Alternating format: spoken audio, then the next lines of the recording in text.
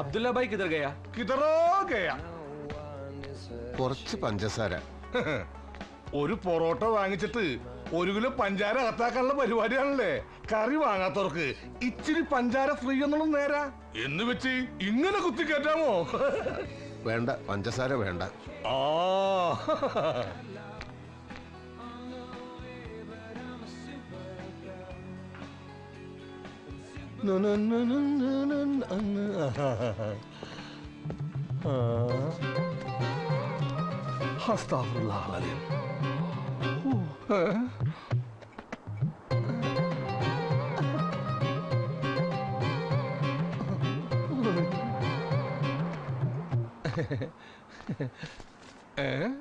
എന്തേത് Indian റുപ്പിയേ?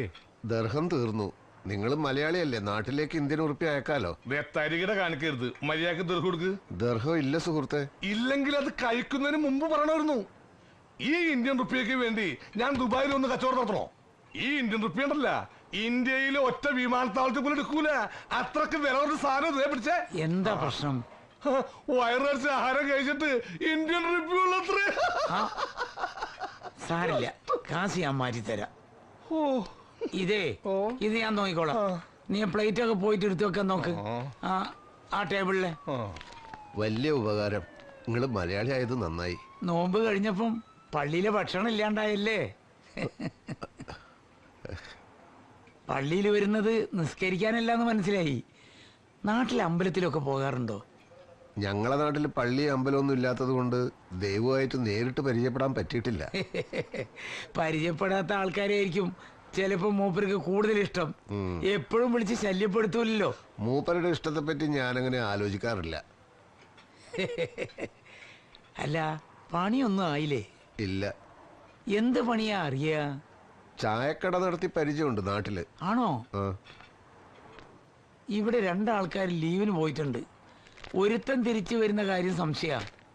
താല്പര്യമാണെങ്കിൽ തൽക്കാലം ഇവിടെ എങ്ങനെ കൂടാ? ഈ സുലൈമാൻ അടുത്ത ആഴ്ച വരുമെന്ന് പറഞ്ഞ് ഇപ്പൊ എന്നെ ഫോൺ വിളിച്ച് പറഞ്ഞിരുന്നു. അതപ്പം നോക്കാം. മകളുടെ ഭർത്താവാ, അതത്ര കാര്യാക്കണ്ട. भाई साहब एक डंडा कोका कोला दे दो. ആ ജി, ആ കെട്ടും മാറാപ്പ് ഒരു മൂലക്ക് കൊണ്ടുപോയി വെച്ചിട്ടേ അകത്തോട്ട് കയറിക്കോ. എന്നിട്ട് അയാൾക്ക് ഒരു കൊക്കക്കോല കൊണ്ടുപോയിക്കോട്. കൊക്കക്കോള? അതുകൊണ്ട് അമേരിക്കൻ കോള കമ്പനികളോട് ഞാൻ പറയുന്നു, ക്വിറ്റ് ഇന്ത്യ. ഒന്നും വിചാരിക്കരുത്, ഞങ്ങൾ കൊക്കക്കോളക്കെതിരാണ്. എന്തേ കൊക്കക്കോളം നിങ്ങളെ പിടിച്ച് കടിച്ച? ഞാനത് കൊടുക്കൂല. നിങ്ങൾ കമ്മ്യൂണിസ്റ്റ് ആണല്ലേ? എന്നതാ ഡൈനിങ് ഹോളിൽ വാഷ് ബേസിൻ വേണ്ടാന്ന് തന്നോട് ഞാൻ പല വട്ടം പറഞ്ഞിട്ടുള്ളല്ലോ. പറഞ്ഞ പോലെ അല്ലെങ്കിൽ ഒരു ചില്ലി കാശ് ഞാൻ തരത്തില്ല. എന്നതാ? അയ്യോ, കഴിഞ്ഞ ആഴ്ച ഇറക്കിയ സിമന്റ് താൻ എന്നാ ചെയ്തു? 1 കൊല്ലം കൊണ്ട് വീട് തീർത്ത് താക്കോല് തരാന്ന് പറഞ്ഞിട്ടിപ്പം കൊല്ലം 3ആയി. എന്നാ കാശല്ലാതെ പുളുങ്കുതാണോടോ ഞാൻ എണ്ണി തരുന്നത്? എടോ കുര്യാക്കോസേ, താൻ എന്നോട് കോൺട്രാക്ടർ കളിച്ചേക്കല്ലേ? വർഗീസേട്ടൻ കോൺട്രാക്ടർ ചീത്ത പറയാൻ ഫോൺ വിളിക്കണ കാശുണ്ടെങ്കിൽ നാട്ടിൽ നല്ലൊരു വീട് പണിയായിരുന്നു. പെര പണിയുന്നോന്റെ ദണ്ണം അത് പണിയുന്നോനെ അറിയത്തുള്ളൂ. ഒരു ദിവസമെങ്കിൽ ഒരു ദിവസം അതിലൊന്ന് ചുരുണ്ടുകൂടി കിടന്നേച്ചും പിറ്റേന്ന് തന്നെ മേലോട്ട് കെട്ടിയെടുത്താലും വേണ്ടി വേലായിരുന്നു. റൂമിലെ പുതിയൊരു ആള് കൂടി വരുന്നുണ്ട്, അബ്ദുള്ളൊക്കെ വിളിച്ചു പറഞ്ഞതാ. അപ്പൊ വാടകയുടെ ഷെയർ ഇച്ചിരി കുറയും. ആ കാശുണ്ടെങ്കിൽ നാട്ടിൽ ഒരു ജാഗ് സിമന്റ് മേടിക്കാം.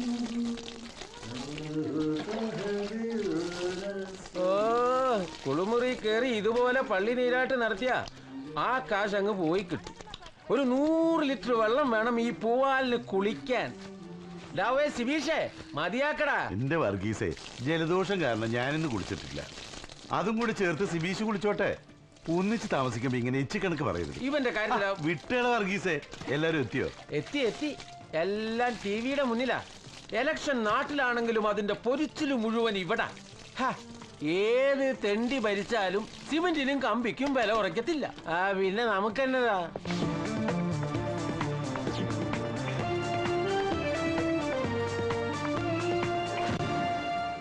നമസ്കാരം. ഏഷ്യാനെറ്റ് തെരഞ്ഞെടുപ്പ് വാർത്തകളിലേക്ക് സ്വാഗതം. ഞാൻ സനീഷ്. പ്രധാന വാർത്തകൾ. നാളെ ബഷീറിന്റെ ബാർബർ ഷാപ്പിൽ നല്ല തിരക്കായിരിക്കും. മീശ പഠിക്കലും മൊട്ട അടിക്കലും എല്ലാം കൂടെ. മരിച്ചാലും കോട്ടിന്റെ ഉള്ളിൽ നിന്ന് ഇറങ്ങില്ലാതെ തീരുമാനിച്ച ചിലരെയൊക്കെ നാളെ മുതൽ മനുഷ്യക്കോലത്തിൽ കാണാം. അതെ, പി കെ നായർ തോറ്റ ഞാൻ എന്റെ കോട്ടൂരി വയ്ക്കുന്നു ബെറ്റ് വെച്ചത് നേരാ. പക്ഷെ കുന്നത്തൂര് ജേക്കബ് തോറ്റാൽ മനുഷ്യരെ വെറുപ്പിക്കണ കവിത എഴുതണ പരിപാടി നിങ്ങളും നിർത്തണം. എങ്കിൽ പിന്നെ പ്രവാസ സാഹിത്യ ലോകം സ്തംഭിച്ചു പോകും. 24 മണിക്കൂറും കയ്യിൽ ബ്യൂട്ടി പാർലറും കൊണ്ട് നടക്കണ നിനക്കേ മനുഷ്യരുടെ വേദന മനസ്സിലാവില്ല. ഇതാ നമ്മുടെ പുതിയ താമസക്കാരൻ മുകുന്ദൻ. ഇത് നമ്പ്യാർ, ഒരു പ്രൈവറ്റ് കമ്പനിയിലെ PRO ആണ്. ഇവിടുത്തെ മലയാളികളുടെ ഇടയില് ആളൊരു പ്രമാണിയാണ്. ഹലോ, 1971 മുതല് ഞാൻ ഇവിടെ ഉണ്ട്. അന്ന് കേറിക്കൂടിയതായി ഈ കോട്ടിനുള്ളില്, പിന്നെ ഇന്ന് വരെ പുറത്തിറങ്ങിയിട്ടില്ല. കോട്ടു നമ്പ്യാരെന്ന് പറഞ്ഞാലേ തിരിച്ചറിയൂ. ഞാൻ പൂക്കുഞ്ഞി, അത് വർഗീസ്. ഹായ്, ഞാൻ സുബീഷ്. ഞാൻ അനന്തൻ. ഞാൻ അബു. ഞാൻ വിശ്വൻ കദളിക്കാട്. വായനാശീലമുണ്ടെങ്കിൽ കേട്ട് കാണും. മുകുന്ദൻ കമ്മ്യൂണിസ്റ്റ് ആണ്. അവരെ പത്രത്തിൽ നിങ്ങളെ കവിത വരാറില്ലല്ലോ. കൊല്ലം കരുനാഗപ്പള്ളി മണ്ഡലത്തിൽ ജനകീയ മുന്നണിയുടെ ഷിഹാബുദ്ദീൻ വിജയിച്ചു. സോഷ്യലിസ്റ്റ് മുന്നണിയുടെ പരമ്പരാഗത മണ്ഡലമായ ഇവിടെ അവരുടെ R ഗോപകുമാറിനെയാണ് ഷിഹാബുദ്ദീൻ പരാജയപ്പെടുത്തിയത്. കോഴിക്കോട് മണ്ഡലത്തിൽ സോഷ്യലിസ്റ്റ് യുവനേതാവ് നജീബ് തൊട്ടടുത്ത എതിർ സ്ഥാനാർത്ഥി മാപ്പിള ലീഗിലെ മുഹമ്മദ് ജബ്ബാറിനെ 762 വോട്ടിന് അട്ടിമറിച്ചു. ജനകീയ മുന്നണിയുടെ കുത്തക മണ്ഡലമായ ഇവിടെ ആദ്യമായാണ് സോഷ്യലിസ്റ്റ് സ്ഥാനാർത്ഥി വിജയിക്കുന്നത്.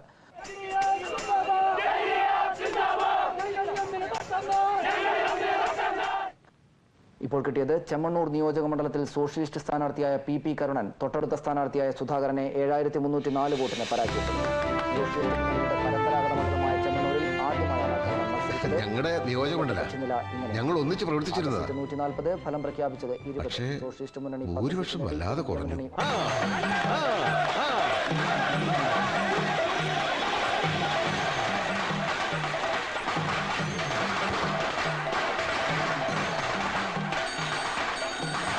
ഹലോ, അതെ, കൊടുക്കാം. ഹലോ ഹലോ,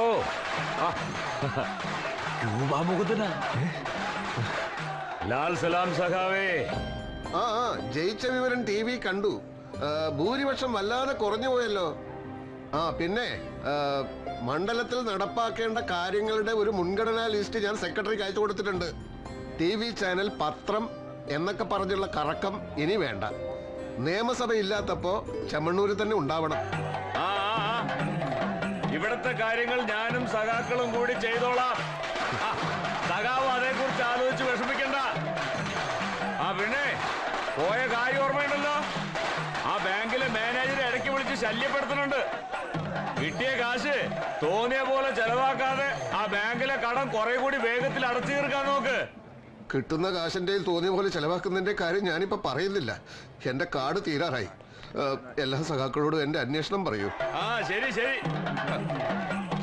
രൂപാമൂന്ന് നമ്മുടെ കയ്യിൽ നിന്ന് പോയെന്നാ തോന്നണേ. അവിടെ പോയപ്പോ ഒക്കെ മറന്നു. ബാങ്കിലെ കടം മറന്നു, നാട് മറന്നു, പാർട്ടീനെ സഖാക്കളെ ഒക്കെ മറന്നു. ദുബായിലിപ്പോ കാശും പൊന്നും വാരിക്കൂട്ടുന്ന തിരക്കില്ലല്ലേ.